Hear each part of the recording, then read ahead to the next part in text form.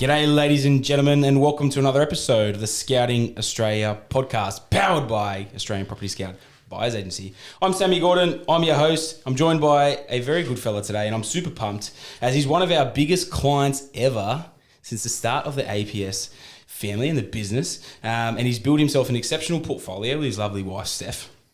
And I'm looking forward really to dissecting that portfolio today and going into it in depth. He's got a solid a solid background in finance, which is awesome. A very sharp understanding of property investing from everything he's done. He's built himself a very, very good portfolio. So you guys are in for a treat. He works as a broker over at Blue Crane Capital, broking deals as little as little 200k cheapies for some of our guys, up to some big boppers.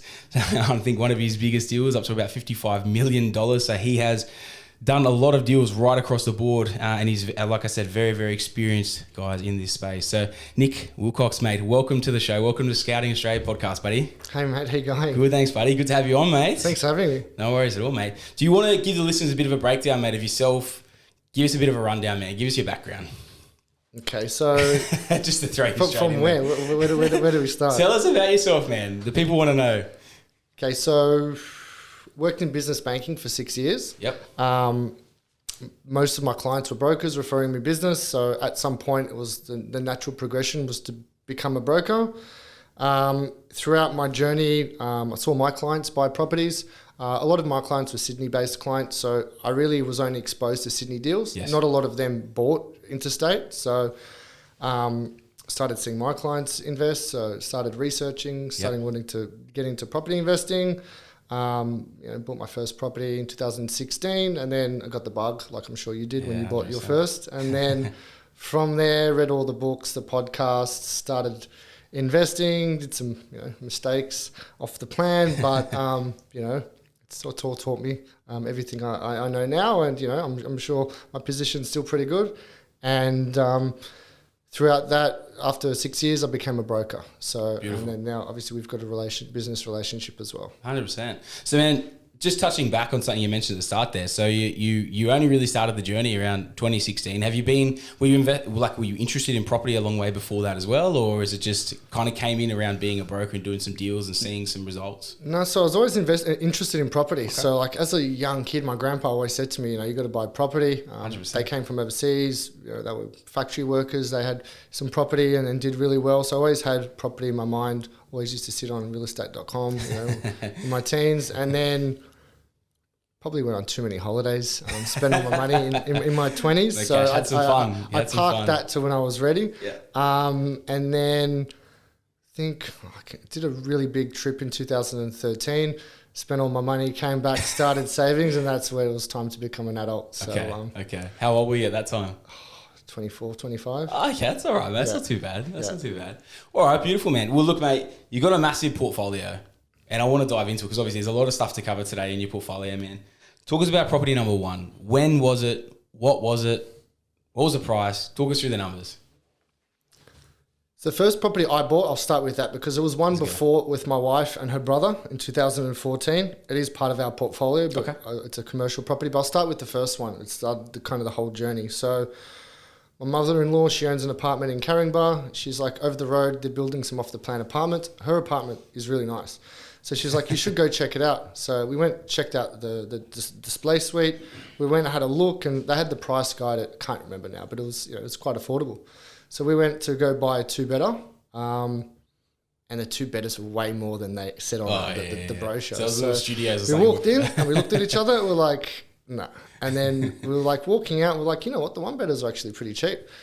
That's good platform for us to get in, and then it could be an investment property later on. So I think we just bought it then and there. Yeah, right. $575.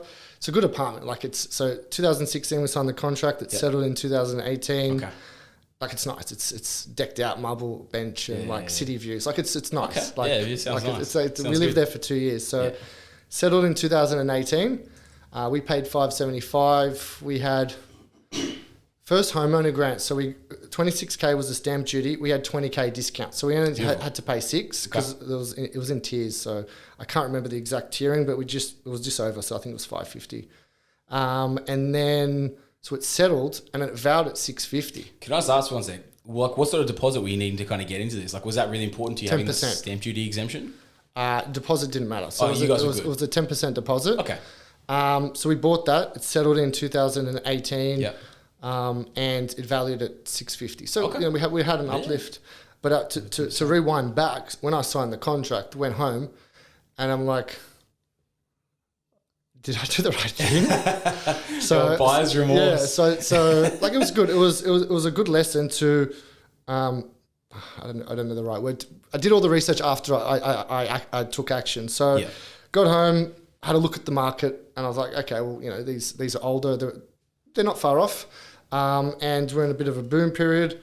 And then I read all the books. So I started reading books, Steve McKnight, you know, read Rich Dad years before, started getting the magazines, listened to all the podcasts, and then I just got the bug from there. Yeah. I didn't even own a property then. I signed a contract and selling into it, got the bug. And then I proposed to my wife, and then we were getting married in between. We signed the contract and we settled. So it was like, okay, we won't buy any more properties until we settle on this first. Yep.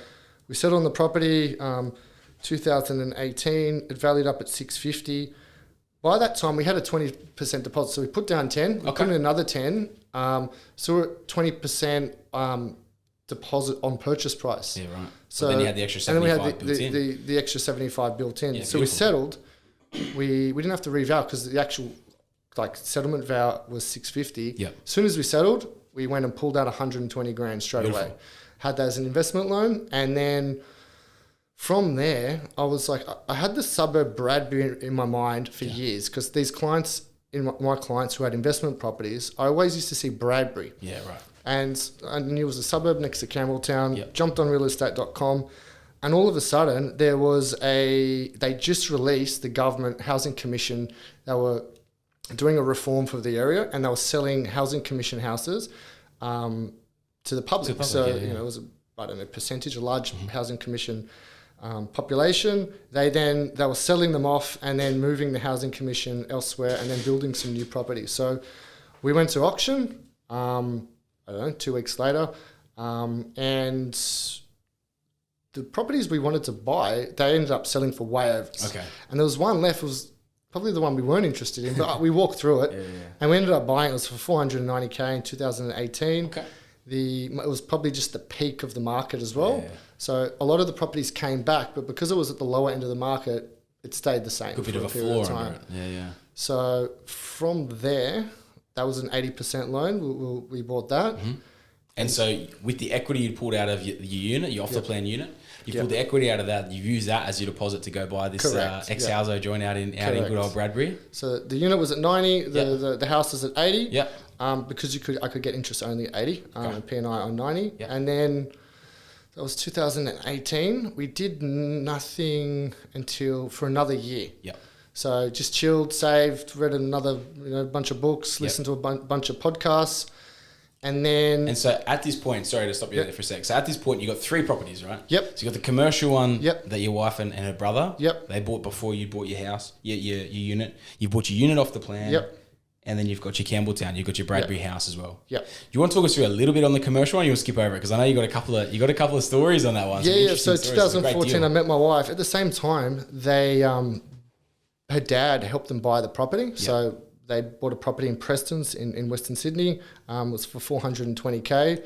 The guy that they bought it from, he was going through a rough time with his business and personal issues and stuff. So they got it for 420. He bought it 15 years earlier for 420. So the market did nothing. Yeah, awesome. It's owner-occupier. His... That's the commercial, okay. So it was getting 26K a year rent. So they bought it, but the condition was that he had to be a tenant for 3 years. And they took the deal and, they got it really well. They bought it really well. Yep. He was a bit of a pain to deal with, missing rent. He won't pay rent, then he'd pay rent. And then, so by the end of it, I think it was 2.5 years, we were behind 20K in rent. Okay. We went out there. You couldn't get the sheriff involved or the police involved. It's a civil matter. Yep. So we went there. We got... Change the locks. And stuff. But he's a metal fabricator, and he just came and kicked the locks in and went back there. And I think he lived there, to be honest. Right, okay. And he had upstairs. He had like 20 fish tanks, and he was selling fish on the side, like pet fish. Did he try and pay you guys back in fish? No, but it's just like with a house, there's a couple of beds, a couple of couches. You can kick them out. You can lock the doors. With that, what do you do with a bunch of metal and? So we Aquariums finally had an agreement. He left. Yep. They were 20K behind out of pocket. But all of a sudden, the market went crazy. It valued, it was 3 years later, it was like 800 and something K.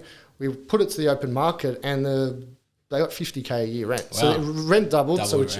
which that 20K hole, it filled the gap, and then it's done well ever since. It's worth probably about 1.2. Yeah. And it's just ticking away. That's awesome, man. So and I guess probably like it sounds like the moral of the story here is like they've bought it and they've got this super cheap rent that was on there for realistically maybe what it was worth, but the uplift has come obviously once he's finally got out. They've gotten past all the headaches and everything. You've got the proper market rent in there for it, and then the property obviously gets revalued. There was another part to the story as well. They got it. So my father-in-law had a relationship with one of the major banks. He was quite a large, decent sized business banking client. Yep. So they did an 80% loan with that bank, which is not common. So instead of doing a 30-year term, they did it over a really short period of time. Maybe I think it was 10. Right. Okay. So the payments were $3,500 to $4,000 a month. Okay. And they were receiving $2,000 a month. Yeah. And when he wasn't paying, it's quite a large amount each 100%. month to pay. So as we got the new tenant, we refinanced, and the payments went from $3,500, $4,000 a month to $1,200 a month. Yeah. Right. Okay. So the cash flow extended the loan term. Yeah. Correct. So the cash flow,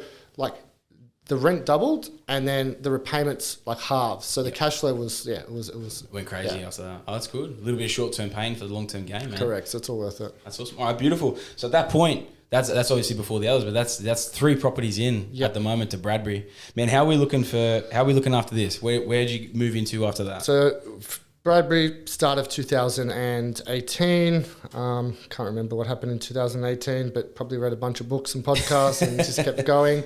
My wife, though, because I got this property bug, she wasn't too happy. She's like, I don't want to spend all of our weekends going to look at property or researching property, and you be obsessed with property. It'll ruin our relationship. So from the podcast, I realised that there's buyer's agents, because none of my clients, they're all Sydney-based, none of them use buyer's agents. Okay, It wasn't a thing for a small business owner that's buying, some investments in Sydney.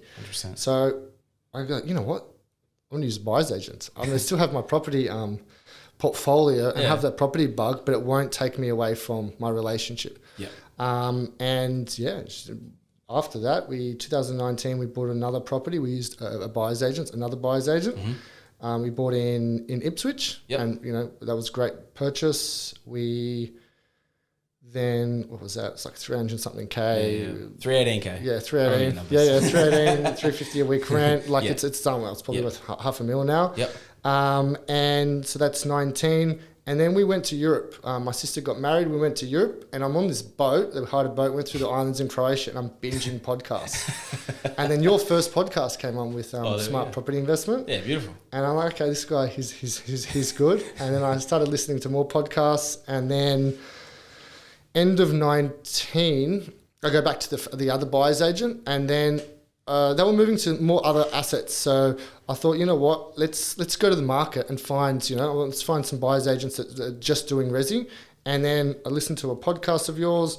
I added you on socials, and then you messaged me on LinkedIn. So I was like, one little free little message has got me, we've done 6, 7, 8 deals together. Man. So and then from there we bought the one in Ipswich, the first one we bought together at the end of 19. I think the funny thing about this one, that's why I always love this story, man, because it was funny because we've always had a laugh about this. That one little LinkedIn message has opened up so much, even not just what you and I have done together, through working together, but even in terms of you self-helping our clients and just, man, even just being someone super relatable on both sides of being able to talk about different things and having quite a large portfolio as well, mate. It's been cool. It's been fun. But I remember, man, you called me when we were texting a bit on LinkedIn when we first connected, and we were just having a bit of a chat. And then we got on the phone and you're like, mate, this is what this other buyer's agent bought me. Paid $318 for it. If you can beat this deal, I'll buy 6 off you. You said something like that. I go, fuck, here we go. Let's see if you all talk. So I remember it. It was when you said that one. Or should you tell a story or you want to tell a story? No, you tell the story. Okay, I'm proud of this one, so I'm telling this part of the story for you, right? Because I remember I went out there hunting, and this other BA, and it wasn't a bad buy, right? It would have covered the fee, okay? Yeah. But I prided myself on massive discounts at the time. Yeah. So I went out there and I was hustling and I was making all these agents. I was already quite heavily in the market as well, but I had all these agent connections. And I knew there was a distressed property. They just slowly kept slipping down. And I towered the hell out of this property. It was almost identical property. Picked it up for $280,000. Yeah. It's almost identical. And it's only 200 meters away, 300 meters away. Yeah, 100. It's literally the street behind and like a few doors down. So, I'll let you keep going with it. But I just wanted to. I always get G'd up thinking of that story. No, it's a good buy. It's a 280. Yeah. And then that was the end of 19. Can I ask? Sorry, man, just real quick. In terms of equity, like what are we purchasing this property? Because you're acquiring a fair few properties here. Like, where's the capital coming from? Okay, so for that one. So at the bank, when I worked for St. George Bank, we had yearly bonus and then I'd save up. So like it was a bit of bonus, bit of savings, and then I bought the property. So it's entry point 50K. So because I worked for a bank, I could get 90% no lender's mortgage insurance. Yep. The only caveat is it's a P&I. So at the time, rates were cheap.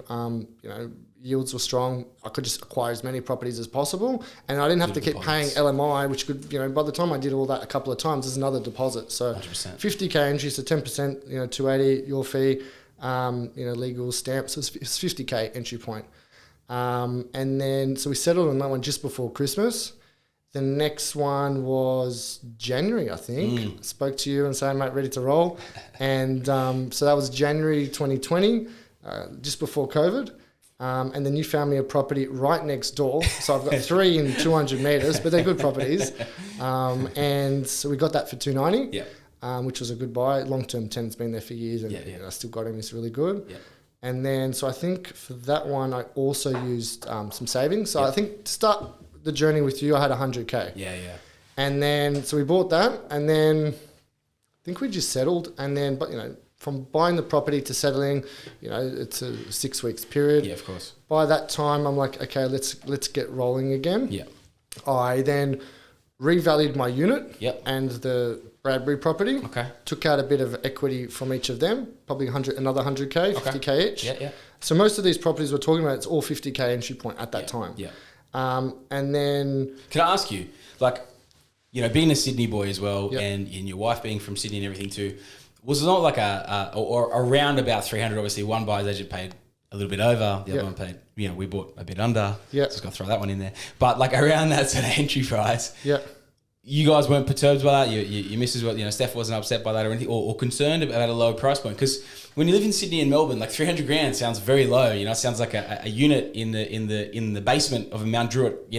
So I wasn't concerned, and the reason is from listening to podcasts and reading the books, like in Steve McKnight's book, he was buying properties for like 90, 100K. Yeah. So it's a different time, but we worked out that in the 30 to 40, 50 minutes out of the city, in like lower income earning areas, the rents are much better. More blue collar sort of areas. And these properties are only, how old were they? They're 2000 builds, man. So there's good depreciation. They're actually nice properties. They're very clean. Yep. And I had no issue. My wife had no issue. And, you presented to us, you're a professional. Even though I was, I think, one of your first clients, I thought you were a buyer's agent for years. So I'd invested for years. I did invest for years. So we bought them. People did say, like, why are you buying in Queensland? It's never going to go up. Like, you look at the data on some of the websites, Queensland's flat for 10 years. Yeah. But then you zoom out. And Sydney had just had a massive run. The past 3 or 4 years, they had a huge growth cycle. So if you look at just data online on, property sites, free data, that's, you don't know when it's been updated, you only see 10-year snips. Yes. So it's flatline. It's like, it's terrible. But if you actually zoom out, I've seen data on since 1975, Queensland, Melbourne, Sydney, much of a much. Yeah. Give or take, the same 5 and a bit %, give or take. So I had no issue. And then I knew, because I bought the first one, you bought it under, so I'm sure that we're making some money. Yeah. You're making some dollars on the way in. And then, so we settled on that one, probably call it February 19. Yep. Started doing the refinance, came to you and said... February 21? Oh, sorry, 20? February 20. 2020, yeah. So, and then, mate, it's probably COVID just kicking in just then. Yeah. Did a refinance, pulled out 100, went back to you and said, let's go again. Yeah. We're keen to continue the same path in the Queensland market, same purchase price. I can't remember. I think we said 350, but you kept on getting it for way under. And so we bought another one. Should I go through the values of what they're worth now as I go? So hang on. When we purchased these ones, right? Let's say this one. So we bought one at 280, which was a steal, right? It was ridiculous. We bought that. The quality of that house as well. Yeah. It was a very nice house for 280. Yeah. Next door, paid 290. Yeah. very, very similar property. Just very a smaller block. Yeah, so it's the a small same block. thing. But obviously the circumstances of how we could negotiate that first one just allowed us to get a ridiculous deal. This one was still a great deal. What were we calling val? What actually did you get that bank valued at? You know, so at the soon time, after purchase, after purchase, 3 months later, when we're going to go to do the next lot as well, so to revalue. So it came at 335. Yeah, perfect. So it's 50k uplift, 100%, and I could borrow 90%. So it's. And vals today, what are you seeing vals today around those So markets? on the first one, 500. Yep. The second one, 475. Okay. So beautiful. Yeah, it's no brainer. It's massive, yeah. And then they're recent vals. I just refinanced only a couple of months ago. Okay. So it's beautiful. really recent, full vals as well. So, perfect. So you've almost doubled. You've gone pretty close. So say 80% growth in 3 years. Yeah, and the rents were 350 for those two, Yeah. and now they're like just one's 5, one's 470. Yeah, it's so unreal. it's gone up. So interest rates have gone up, but rents have gone up. So I can't complain too much. My debt's gone up, but it all balances out. So then call it March, April, we go again. Yeah. This is pure COVID. Yeah. So everyone's working from home, and like you found, I can't remember which one you found first, the Brisbane bread and butter. Yeah. And then, so we got that. And then, so that was 295. Yeah. That's in a better area than the previous one, and a really nice house as well, on a nice sized block. Because that was more of a high end finish too. You're right, like better suburb, but also had like Caesarstone and stuff. So it had more of that owner occupied appeal to it, which obviously is always worth that bit more. And then what was so we settled on that one. Yeah. And then vals. Give me some vals, man. What are we working? On that one, we revaled it. 350, I think. It's coming to mind for me as well. I think 350. There's a lot of properties in there, man. But I'm pretty sure. And then, because then we bought two at the same time, and then we did the other one, the one we built the granny flat on. Yes. So you presented that to me before that one, and then my wife looked at it and goes, "What the hell is that? It looks like a lunchbox. What the hell is that?" Like it was a shit box. It was a little old weatherboard box, and it did look like shit, man. It had like $10,000-$15,000 renovation, your cosmetic reno, facing. And then so we passed on that. Someone else had a client, they fell over, and then it came back to market cheaper. Yeah. So just so I can explain that to listeners as well. Essentially, what had happened was you guys had passed on it. Another client had accepted and gone under contract on it. But because of COVID, there was a lot of contracts falling over due to finance. It allowed us to get a lot of great deals, but it also meant that some of our guys were falling over too. And I remember this client in particular. He was a young fella. He was actually working in Brizzy and everything as well. He was super keen on it. But he was made redundant. Like that same week, we'd gone under contract on this thing. Lost his job. It came back, a few weeks later, back to you guys again as well. And sorry, Matt. So it came back, and then I don't know what changed, but I think initially we were just going to buy it as a bread and butter, and then we worked out the granny flat numbers, and I think that came up, and we just jumped on it. So we got it. It's 258. Yeah, I think it was previously sold for like 270 or 280 or something like that. But it's 258. Needed a reno. Needed a new paint, a new. Couple of things in the bathroom. A bit of floors need to be done, a bit of maintenance. We did a bit of a uplift to the kitchen, a bit of a basic uplift to it as well. I built a patio at the back and did a couple of things. I think it cost me 15.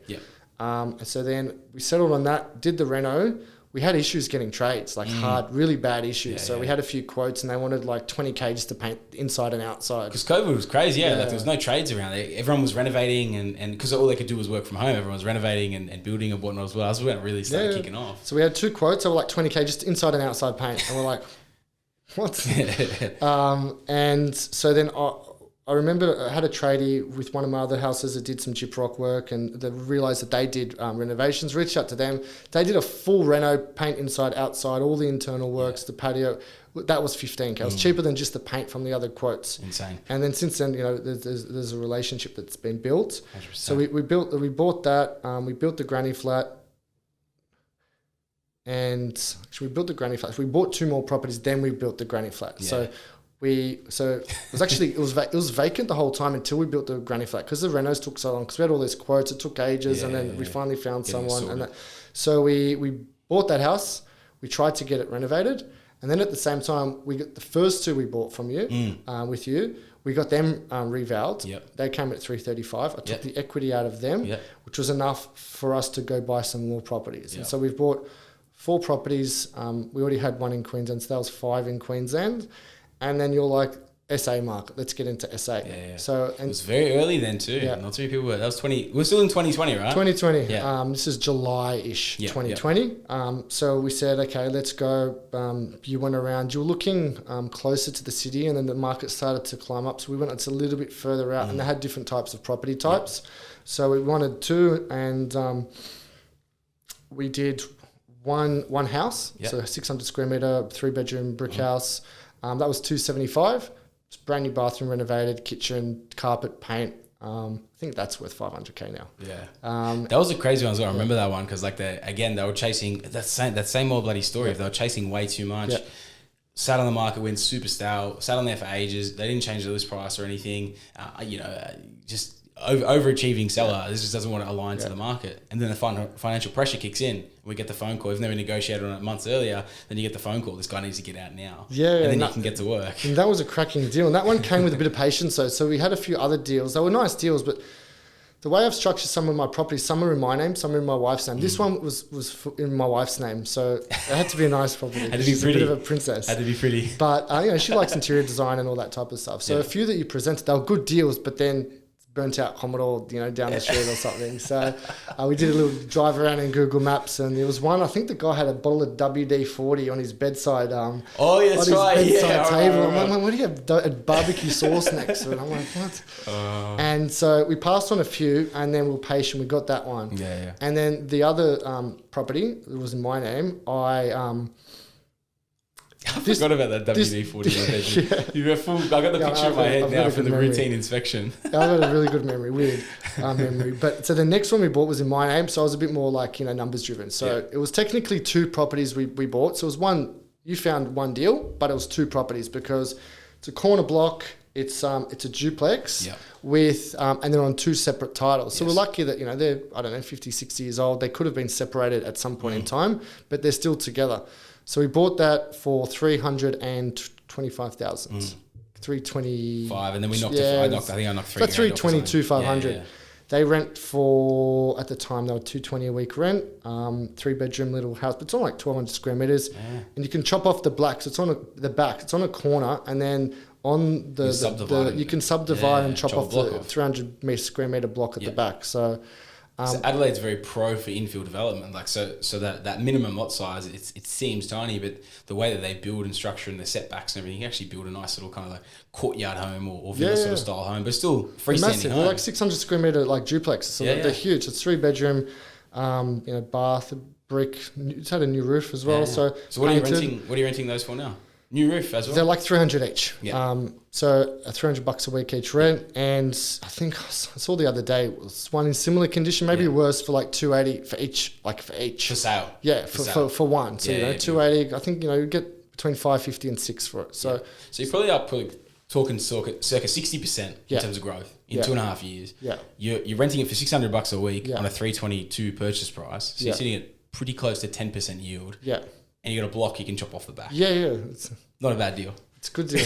Utilities in SA is like next to nothing. It's it's very cheap. Yeah, it's very, even very council, cheap. man. Council's like $1,000, 1,100. Water's peanuts. Yeah, it's like next to nothing. It's really good. And then that was it. Anyone from Queensland government, if you'd like to have a bit of a look into how to run something cost effectively for the actual investor, go have a look at the SA model. We'd all appreciate it. Yeah, so I was going through some mail. So we moved, and I had redirected mail, and I got some mail, and I was doing it last night. So one of the properties in a particular council, the last property we bought that we'll talk about next, I missed one of the bills because it was redirected, and so it's like $2,500 in council rates for 6 months. Yeah. So it's like $5, but it's got the water built into it. So it's like $5K a year. Queensland's expensive, but everywhere through Queensland's a very expensive state for council rates, water rates, everything as well. Especially also being like more of a open to the elements and stuff as well. Mother Nature kind of gets its hands amongst it a little bit more often. With Queensland, I was always like, why is sometimes that there's like a little bit more repair and maintenance in Queensland? I'm like, my Bradbury property, nothing ever. Yeah, right. Nothing. SA properties, nothing. And my accountant told me, he goes, it's the weather. It's the weather. 100%. I didn't know. It's but it's all right. Can't complain. The yield's good. It's all part of it, man. It's all part of it.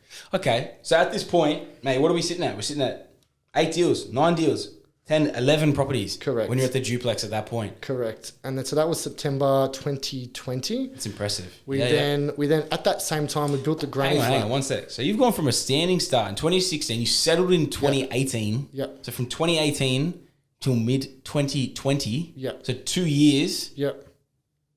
There's the old 0 to 100. You've gone from 0 to 11 in 2 years. Yeah. That's exceptional, man. That's crazy. And like 2018, I did the 2. Yeah. And then we kind of did nothing for a full year. And then 2019 did the one at the start of the year and then one at the end of the year. And it was 2020. I think COVID, working from home, I probably had a bit more time and a bit more. Get handing me on the phone. Where's the deal, Sammy? Where's the deals? I love it, and mate. then so we settled on that one, the what do you call it? The duplex. The duplex deal. Yeah. And so then we're building the granny flat at the same time. So we're doing the renovation. On the first Brizzy, like the Brizzy granny deal that we bought for $258. The $258 deal. Beautiful. We settled in April or May. Yeah. It was vacant for a period of time. We actually had a tenant that they signed. So we settling the property. The agent who sold the property signed a lease while we bought it.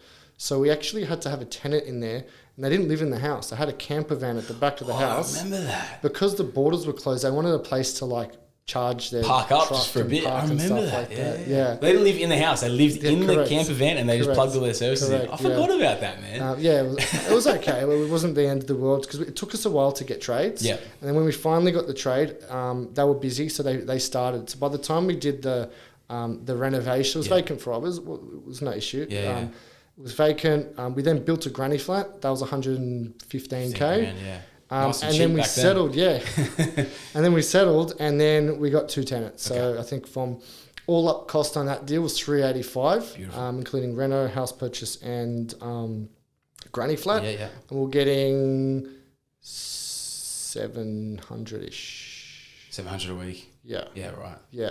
That's a pretty good return. 720 day one. Okay. So again, you're not that that over far 9%. I was about to say, you're not that far off a 10% yield. Yeah, it was 9%. And that's at the start of the growth cycle of Rizzy. Yeah. What will that be worth now? It cost you 385. I don't know. You're the professional in the area. It'd be over 700, Something 750 like that. for sure. So you've almost doubled your value. You've bought a house. It was an ugly duckling that the missus didn't want to start with. Yeah. She came around. Yeah. You bought it. Yeah. You did a 15K reno. Yeah. Had a bit of patience because you knew at the time trades were very hard to secure and to get locked in and everything. You've knocked that over. You've built for a good price. You're all in for 385.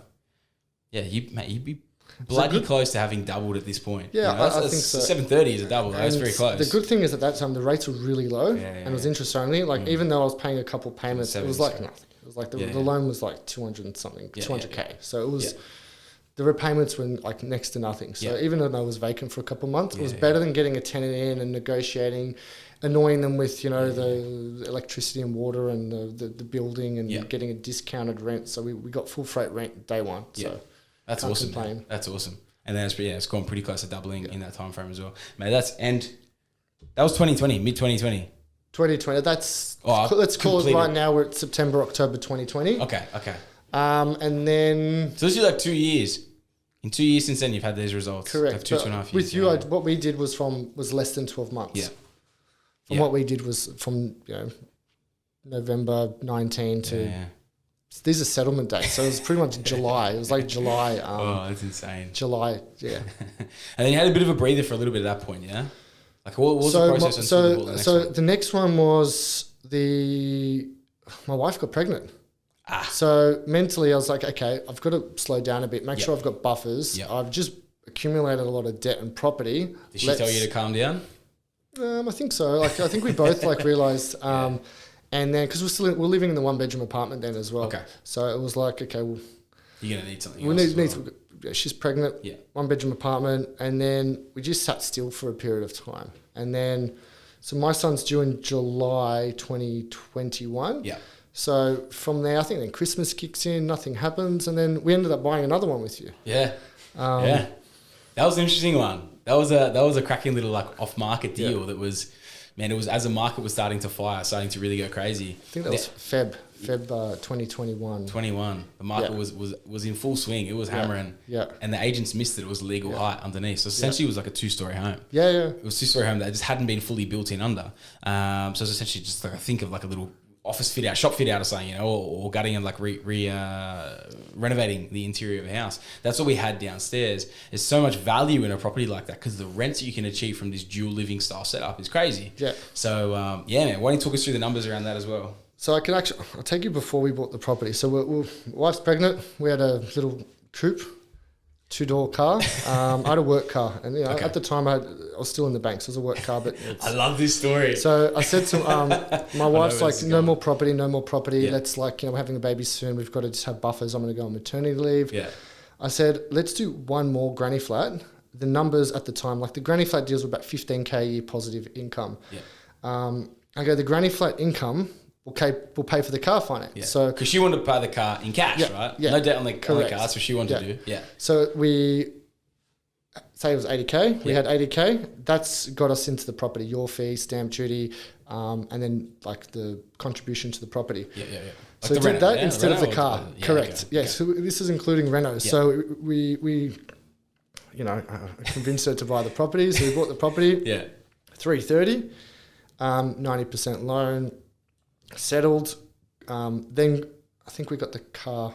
We ordered the car, but we got it later on, and then so we did a renovation downstairs. We turned into a really like a workshop. It was a bomb. It was a workshop. Yeah. It was a car that hasn't been turned on in years, and I don't know how they got it out. So we got the same builder that did the renovation. They turned it into a 2-bedroom.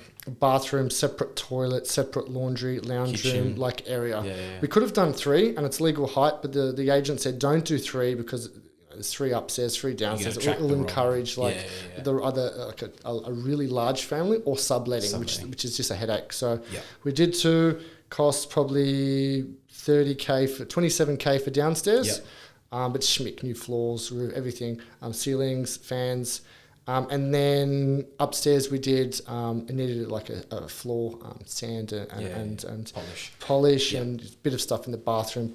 We painted the walls and we did a couple of things. So it was about 35K entry. Yeah.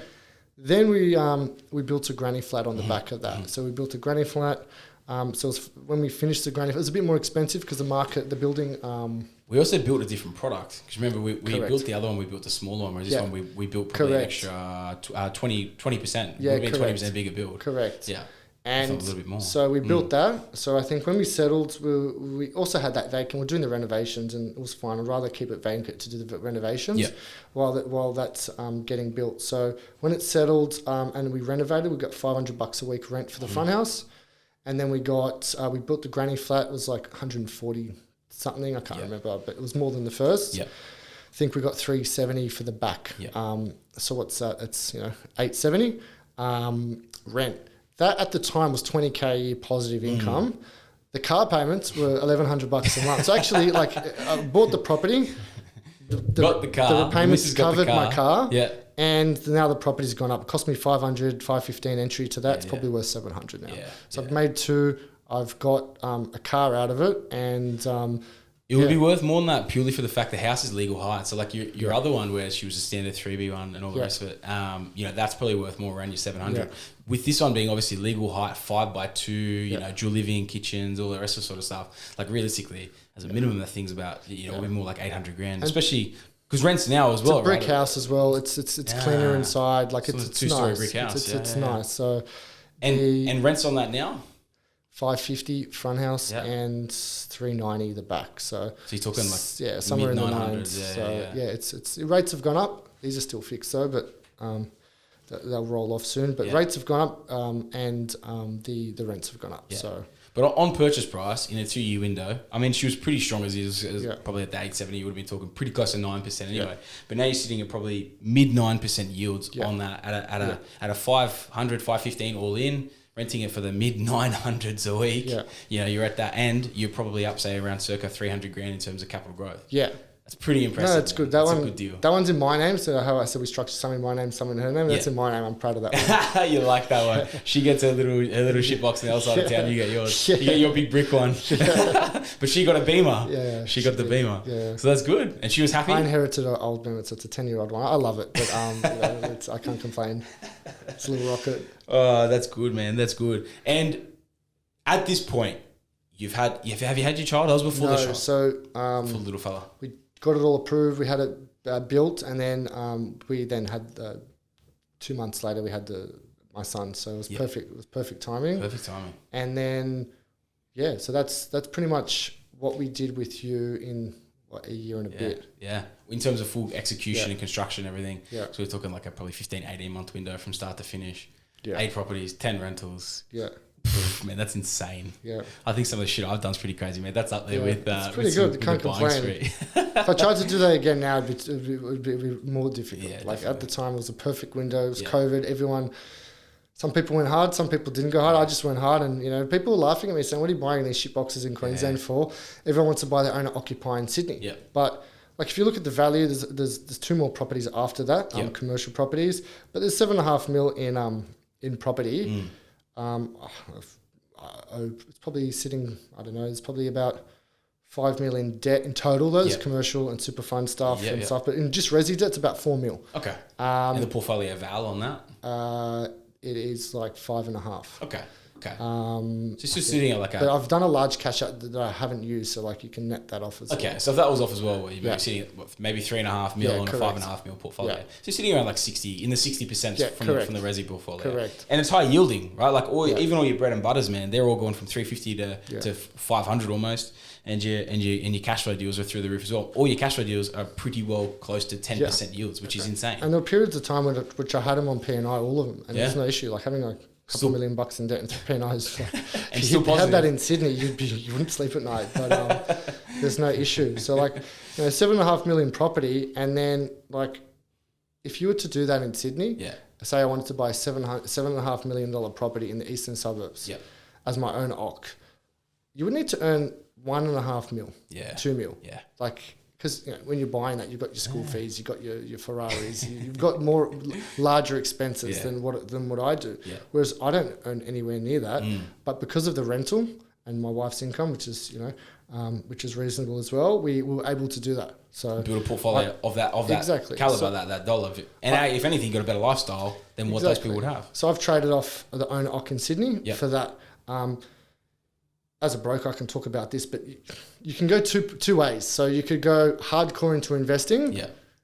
You'd struggle then buying your own OC because you're redlining. Yeah, 100%. Or you could buy your own OC. But when everyone buys their own OC, they want to redline that. Yeah. You're not going conservative against your own OC. Yeah, because you're going by emotionally. What's the most I can buy? I'm going to put this thing to work. I got $1 million. I'm going to go spend $1 million. You've got serviceability and deposit limits. So if the deposit's no issue, you'll max. You say, okay, I want to buy a $2 million property in an area instead of 1.5 and pull back. Most people think like that because it's long term. So you're killing your investment journey. You're doing one or the other. Yeah. So right now I can't go out and buy an own OC property if I wanted to today, but I don't want to. So we're in that unit. We've been in a townhouse. Now we're in a house. Yeah. So if I had to trade up each time and buy and sell, agent cost, stamp duty, every time I wanted to buy, like I'd probably losing $100 grand every time. I'll be losing money. Yeah. So like family members like when we're renting a place, why don't you buy it? So I'm like, well, this is not our forever home. This is just a home now. Yeah. We'll rent here. Renting is like I did the maths on where we live now. It's half the price. Yeah. It's the same where I live too, man. It's exactly 100%. Half. So. It's a crazy thing as well when you start going into like, not even like crazy prestige markets, but like, when you start moving into $1 million suburbs, and you're doing well and stuff, but you run the actual numbers. Man, you're a broker. I'm a fanatic about my numbers, knowing everything as well. But like, knowing your numbers, actually working it out on the back end of that. One of the episodes we did a month or two ago was around the primary residence versus rentvesting, right? Yeah. It's such a like, you look at it and it's like you said just then, it's just half the cost to rent what you would buy, but you can still, if you decided you want to keep building the portfolio, and the portfolio is there ticking over, having growth in other markets. Well, tell me, 12 months ago, what would that property have been? The house that you're in now, tell me that wouldn't have come back in the last 12 months as well. Yeah, 100%. The house that we're living in now, they probably bought at the top of the market. Yeah.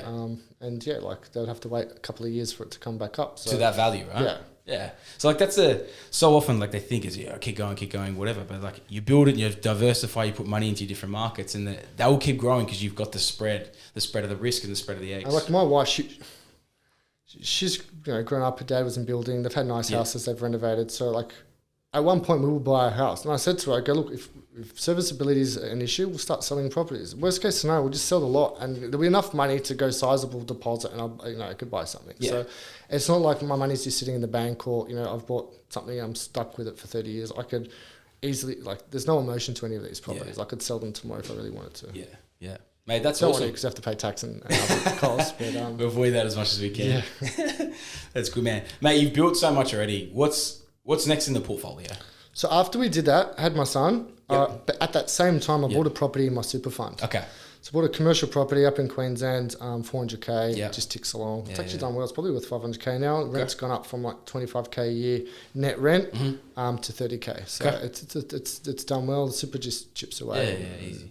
Like with commercial, the rent is net rent, not gross rent. So with residential, it's gross rent minus all the costs. With commercial, it's net rent. So pretty much every month, I just get the same pay into my account. Yep. And that's on P&I because that's how you do it with super, and it'll just chip away over time. Yeah, beautiful. And then we haven't done any full doc assessments because we have our son, he's 18 months old. We're probably going to try to have another kid soon. Yep. So it's probably not the right time just to keep redlining this property. So I get you, man. So in terms of the portfolio next up after this, it's a bit of a breather for now. Yeah, I got some fixed rates coming off. They're coming off in April. Okay. So I got it's like a double whammy. So I got fixed 2.69% interest only. The lender I'm with, they align the interest only and the fixed term together. So if you do a 2-year fix, you have to do 2 years interest only. So it's 2 years fixed, 269 interest only, coming off to P&I variable. So I go P&I to what will your variable rate be? If we were talking 5.94. I did the maths last night. I was sitting on the couch, and it's a bunch of properties because they've been fixed. I haven't tapped into any equity for a couple of years. It's like the granny flat we spoke about that's in my name, the $900 something a week one, the SA properties. So and the other granny flats. So it's more of the higher cash flow properties. Yeah. So you're tapping them because is this the only ones that are affected by this situation? Correct. Oh, okay. Yeah. Right. So the rest of them are all fine. Okay. So I'll probably just refinance. Okay. I refinanced the other stuff. From P&I to interest only a couple of months ago. Yeah. And I left them because I think it was 6 months period until it was coming off. So I left it just so I could ride it. But I might have shot myself in the foot if the interest rates go up and the serviceability changes. But at least they're the high cash flow deals, right? So they should be able to absorb and weather even at 6%, interest. If you got a low LVR, 6% interest in there, and they're sitting at pretty well 10% yields, you're still going to be positive, right? Yeah.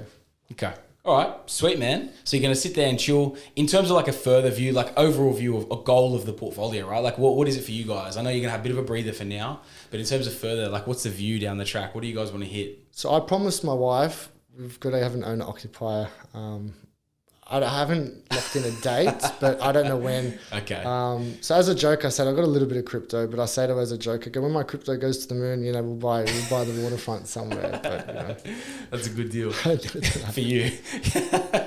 What about in terms of the portfolio and achieving, a goal within the portfolio? Pretty much at the moment, just want to consolidate. Some of the stuff might go to P&I. We'll just let it roll because when they go to P&I, it's fine because when I do refinance, there's more equity. So it's a bit of hurt now with the cash flow. But I'll get more out.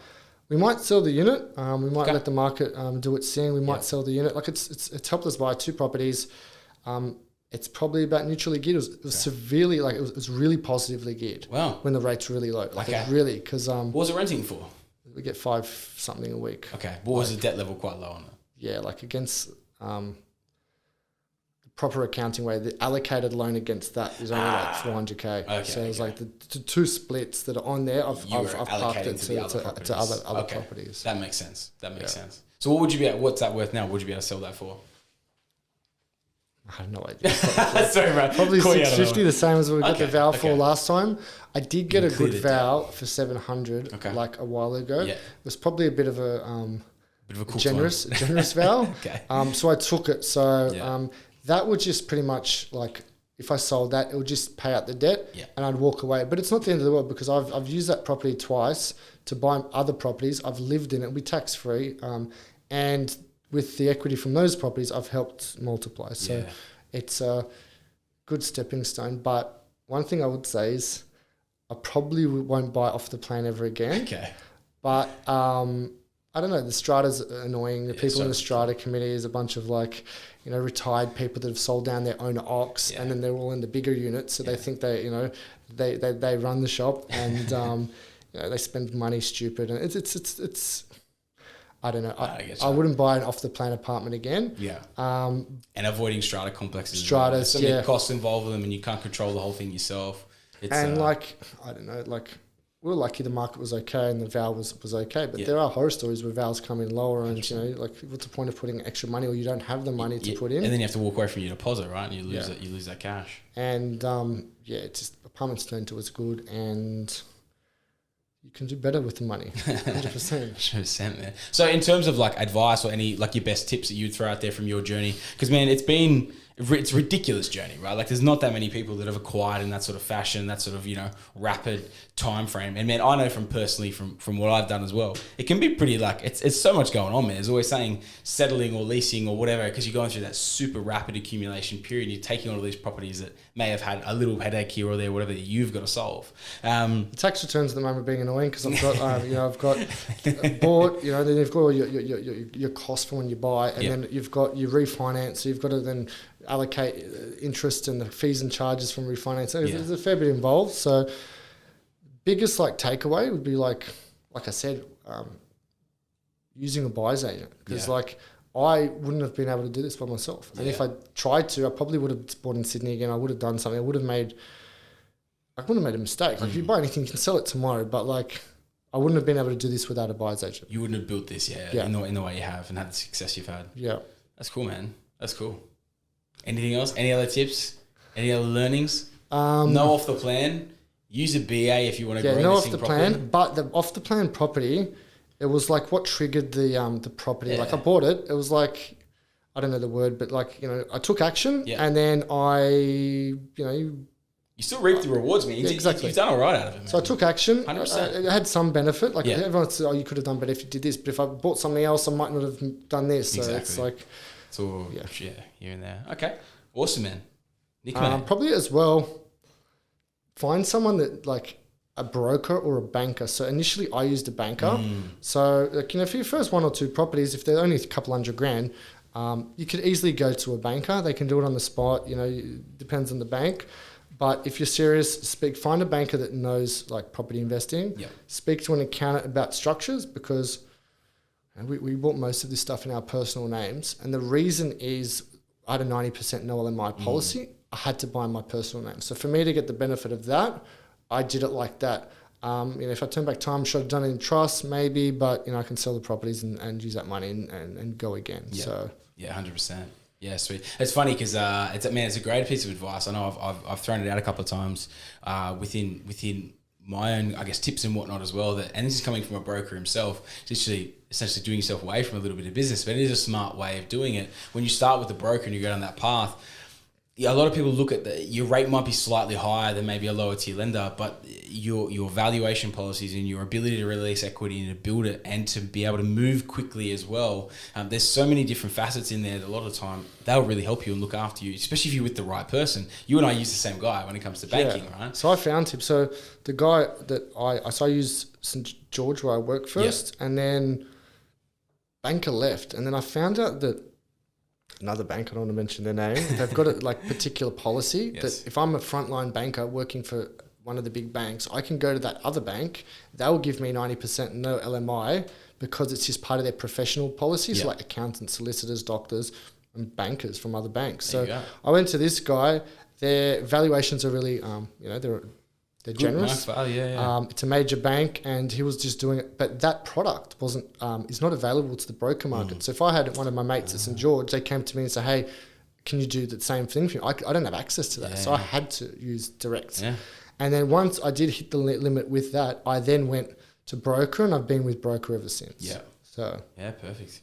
That's good, man. It's a good way to start out. It's simple, it's clean, it's easy, it's better. Even like you're saying before, in terms of like generous vals, like a lot of the time what I saw was very strong like market valuation, proper market val. A lot of the time when you go with these second tiers or lower tier lenders, you're getting someone actually behind the thing and someone that's coming from a conservative standpoint with a lower tier lender that's going to put a conservative standpoint on it. And if you bought it 3 months ago or 2 months ago, and for example, we're in today's market where, you know, the media is saying that the interest rates are rising, but Yeah. the media is saying things. It's hard for a valuer to put on paper the next day or the next week or a month later that it's 50 grand more because you just bought it the other day. Yeah, they have to use it as a comp. But with the digital vows, some banks will just adopt like whatever the vow is at the time. Sometimes you have to wait 3 months, or depends on the bank. But they're generally putting immediate comparables in the immediate vicinity that show exactly what that property is worth. Yeah. It's cool. Definitely broker. Like there's like I only use broker now because there's lenders out there that some of the lenders I deal with are actually good rates and they're good lenders. You wouldn't like if I said that to half of your clients, they wouldn't know who they are. Yeah, and they're not available direct. They're only available to the broker market. They specialize in investors, specialize in specific like policies. So once you've exhausted the major banks, or once you go to the major banks and you do in your space, it's only a couple $100,000. So for a broker to do it, or a banker to do it, guy PAYG on 50K a year, 100K a year, and then buying a 300K property, it's very easy. Yeah, but punch it through. Once you get self-employed, or it's a bit more complex, or they want to do some bigger things, it's definitely worth a broker. 100%. Nick, man, I really appreciate it, mate. Honestly, there's a lot of gold in that stuff as well that a lot of people, I hope they took value.